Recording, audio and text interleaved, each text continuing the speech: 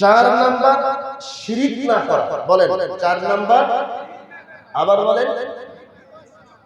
বলেন 5ম নাম্বার বেদাত না করা।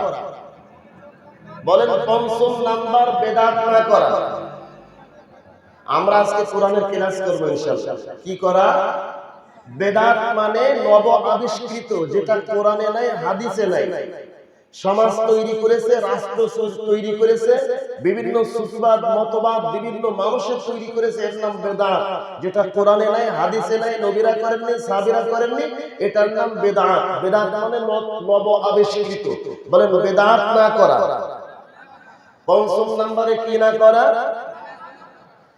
6ষ্ঠ নম্বরে হালাল উপার্জন করা। বললেন না, তার মানে আমরা কেউ হালাল উপার্জন করি না, সে কারণে বললেন না নাকি? 6ষ্ঠ নম্বরে কি করা? আবার বলেন। তাহলে ইবাদত কবুল হওয়ার শর্ত কয়টি? 6টি।